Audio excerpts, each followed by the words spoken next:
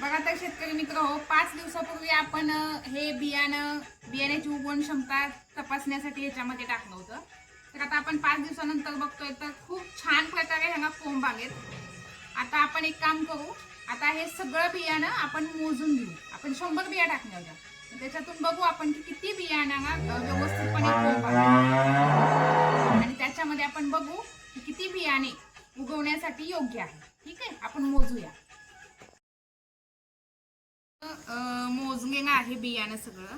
तर आपण 100 बिया टाकल्या होत्या, त्याच्यापैकी ह्या उगवलेल्या बिया 87 आहेत. म्हणजे 87 बिया आपल्या उगवलेल्या आहेत. इथं बघा खराब दिसतंय आपल्याला बियाणं, काहींना बुरशी आली आहे, काही अजिबातच उगवलेलं नाहीये. असं तर हे बियाणं खराब आहे बऱ्यापैकी. 87 बिया उगवलेत, ह्याचा अर्थ हे बियाणं पेरणीसाठी योग्य आहे असा त्याचा अर्थ होतो. तर आपण या बियाण्याची बिनधास्त पेरणी करू शकतो. तर अशा प्रकारे आपण उगवण क्षमता तपासूनच बियाण्याची पेरणी करा की जेणेकरून आपण भविष्यातलं नुकसान टाळू शकतो. ठीक आहे, व्हिडिओ आवडला असेल तर लाईक करा, शेअर करा आणि सबस्क्राईब करा.